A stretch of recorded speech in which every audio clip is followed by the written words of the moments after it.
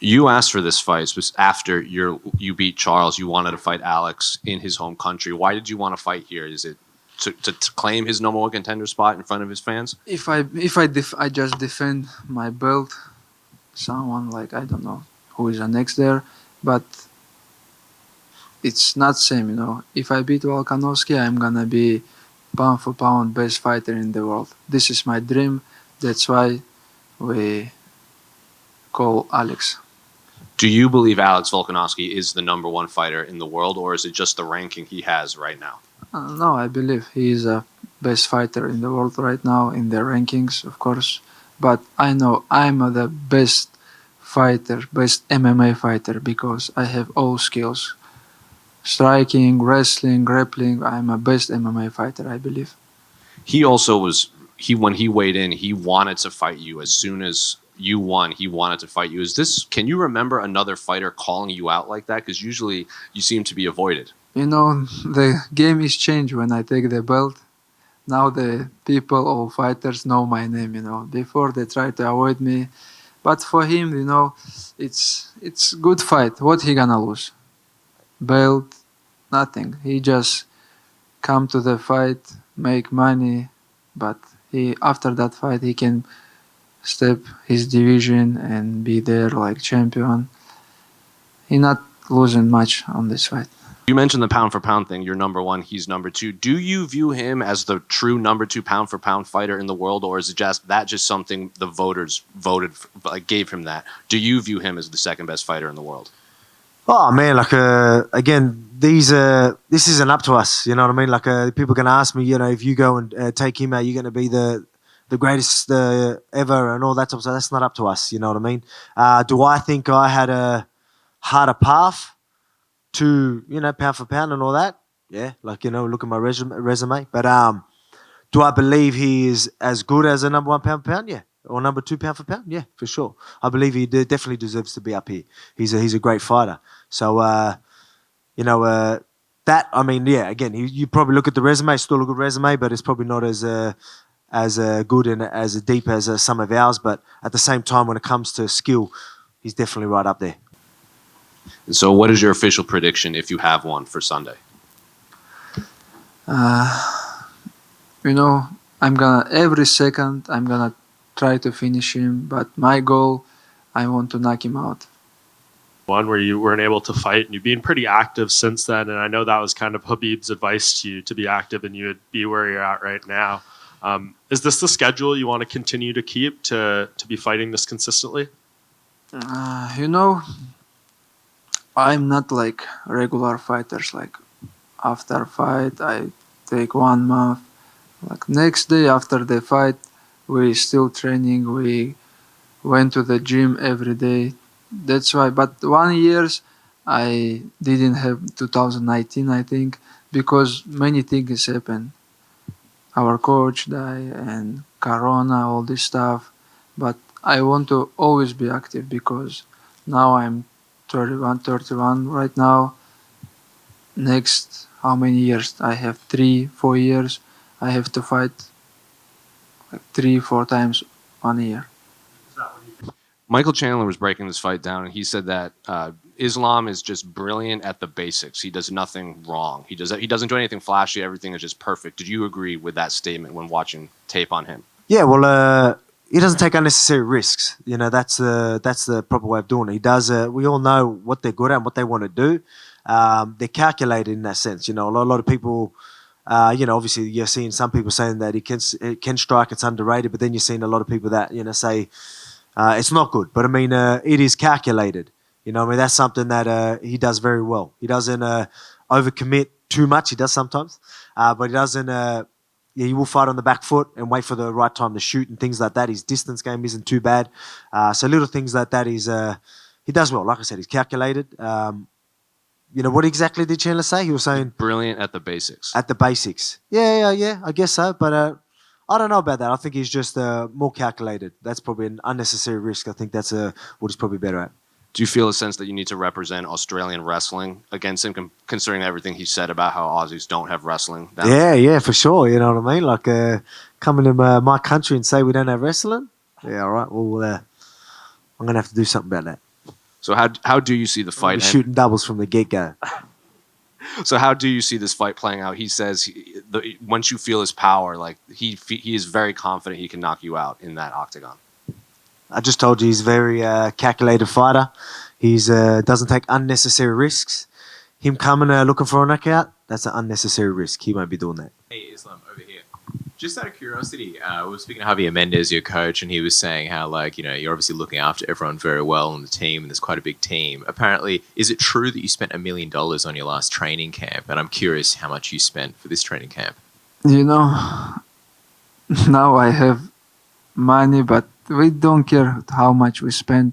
We just spend how much we need, you know. For the training camp, I have to bring people who I need, like not just my sparring partner. I bring the people who I feel good with them, you know. I bring like maybe almost 15 people come here. We book some hotel very close, not Hyatt, other hotel. We stay there. Everybody have on his room, and you know, because after that fight, I'm gonna make money. And for the fight, I have to spend some money. I wanted to ask you this also, just because this was said a while ago, but you haven't had a chance to respond yet. Bobby Green, your previous opponent, did you see his comments about you by any chance? What he say? Basically, Bobby Green was talking about your strength, and he was making some serious accusations. He said, imagine if somebody was given steroids from the age of 10. I'm just curious, like, when you hear stuff like that, what do you think? I don't know. I'm not like Bobby Green.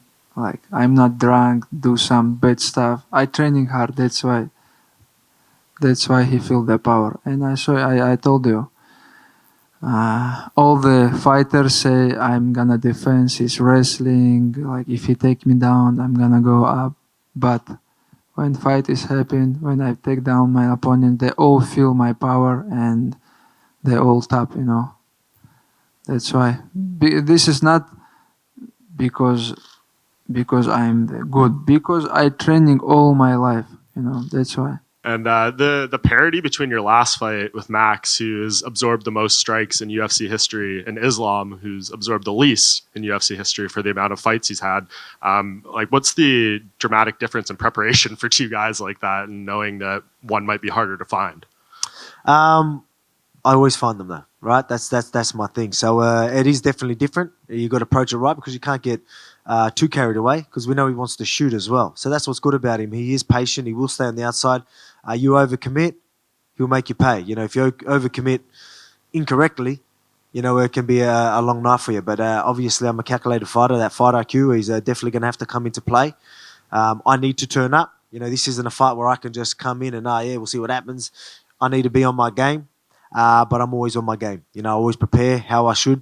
And you're going to see me turn up. And I plan on raising 2 belts at the end of it. And you win this fight, it'll be a 13-0 UFC start for you. The only other fighters who have done that are Anderson Silva, Kamaru Usman, and Khabib Nurmagomedov. What would it mean to you to kind of join that group of elites? Oh, man, it's it's awesome. You know what I mean? I've joined a couple of cool things, right? Like, you know, being a champion is incredible. Then being pound for pound #1 is obviously incredible. Then going champ, and then the streaks and all that type of stuff. It's a pretty good resume. It's pretty good numbers there, and I guess that speaks for itself. Do you stand by your comments that you think Australians don't have wrestling?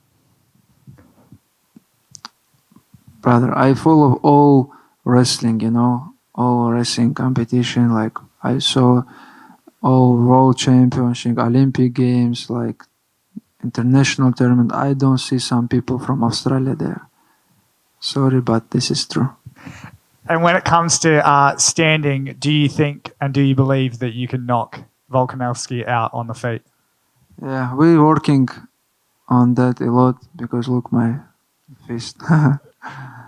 We were, you know, my goal. I want to knock him out because I have everything for that, and I just because last fight I say. Before the fight, all week, and I say the media, I want to choke Oliveira because he have most finishes in the UFC and what I did. And same goal here. I want to knock him out. Thank you. Hey, Alex, just curious, man. I wonder, like, how much do you think Khabib's dominance has sort of affected people's like respect and fear of Islam's wrestling? Like, because they see Islam as like the next incarnation of Khabib, and because of Khabib being so dominant, I wonder how much some of like Islam's past opponents have looked at that and that's translated mentally. Yeah, man, it's pretty obvious that they got a strong ground game. You know, they do have a certain style, very good MMA specific style, and people haven't been able to not capitalize on or deal with or figure that out. They're, you know, you got to train how you meant it. You got to prepare for these guys properly, because again, if you're just going to go there and just think you can just do anything you do in a jiu-jitsu room, you need to change it up. You need to study these guys, study their movements, details. I don't think. I could be wrong, but I don't think other teams or other fighters did enough of that. But we always do that. We always, game plan properly, prepare properly, and always prepare for the worst. So no matter what happens in there, I'm not going to be shocked. I'm not going to be puzzled. You know what I mean? I'm going to be going for it the whole time. And again, if there's anyone for a job to figure any puzzle out, I'm the man. I truly do believe that, and I get to show that on Sunday. I wonder, what, if anything, has Dan Hooker said to you about Islam, just his strength and just what it was like being in there, if anything surprised him? I haven't really had that conversation with him, to be honest. I haven't. Obviously, you know, he got caught. You know, Islam did a great job of catching the leg as he went on top and then got into a dominant position and got there. You know, there's not much you can really do about that. Obviously, again, we know Islam's good. I haven't really had that conversation, to be honest with you. But yeah. But again, I got a lot shorter arms, so I'm a lot harder to Kimura. Even though your arms are longer than his, I wonder. Yeah, though, that's actually in the countdown. I'm short with long arms. Yeah, my bad. In the countdown, you mentioned how your whole life you've been dealing with Stocky arms. Yeah, that's what I'm looking at. the whole life you've been dealing with monsters of men, and obviously the narrative here is like, you know, the size difference. And I just wonder, like, when was the first time in your life that you took out a significantly, you know, bigger dude? Maybe even before like your professional fight career, or just you realize you had that ability in you. Oh man, that's been happening forever. You know, it's been happening forever. Even on the footy field, all that. Like, a lot of people are like, "Oh, he's moving up," like it's like crazy. It's like I'm training like every day in the gym with guys heavier than me. You know, this is lightweight. I train with like welterweights. I train with even middleweights sometimes. You know what I mean? Especially in the grappling and wall work and all that type of stuff. Wrestling, like these are the guys I'm usually grappling and doing them stuff with, because the guys my size are obviously usually going to struggle with me there. So I usually got to go with the bigger guys. That's why people keep mentioning the power and size. It's not that. I look at it more. The thing that to deal with is their style. You know what I mean? Like their grappling ability. They do certain things. You know, that's more of something that I'm looking at. Like, not power. No one's ever just overpowered me. You know what I mean? Like so. Again, if he thinks I'm just going to be some weak little featherweight, then he's going to be in for a rude shock.